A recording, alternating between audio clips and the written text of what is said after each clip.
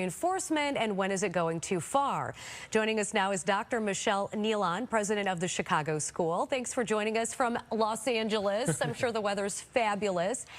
So, doctor, when should parents be celebrating almost every little thing? Well, good morning to both of you. And you're right, I'm in Los Angeles. The sun is just coming up, dry up all that rain. Well, you know, the wonderful thing about celebrating incremental milestones in children's development is that it recognizes children and it really encourages them to continue to grow and learn. It builds their confidence, it boosts their self-esteem.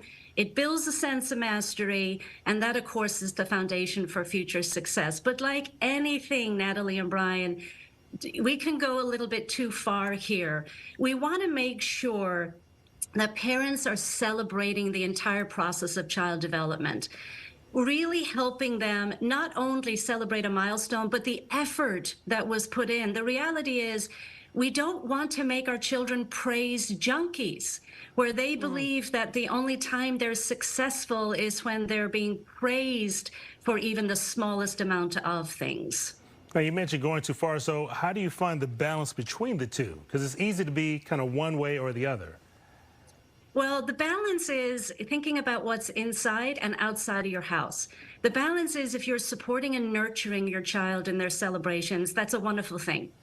The too much is when children believe that there's a 3-month-old party, a 6-month-old party, a 9-month-old party, a 1-year-old party. It's all displayed on social media.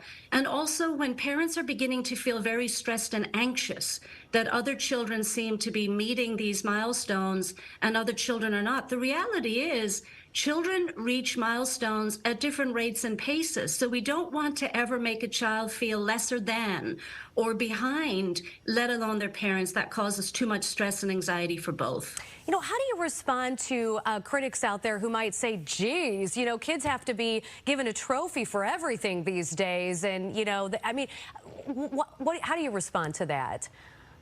Well, symbolically think about trophies. And I'm a parent to 2 boys. They're grown now, but I'm one of those parents that did not give a trophy for every single accomplishment. A trophy can be for somebody that won. Somebody won the gold, the silver, and the bronze. Give them a trophy. But for others, do they need a trophy? A trophy could be symbolic. Great job. You gave it your all. I really recognize that you did better in this particular regard. It's a debate. For some parents, every child wins. For other parents, a child won first, second, or third place, and others won because they participated.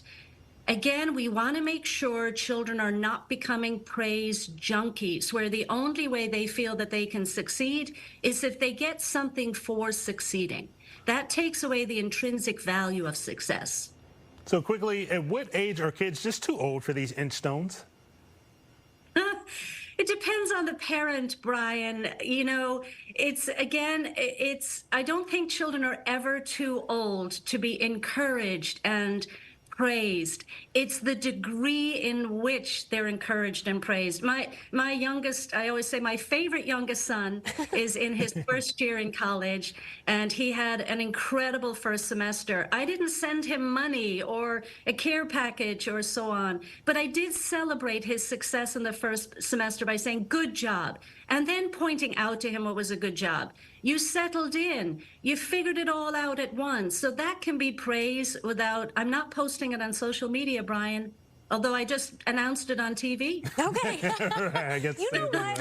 I love the way you've gone about this. Hopefully we can invite you back because I'm on board with everything you're saying, Dr. Nealon. Thanks so much.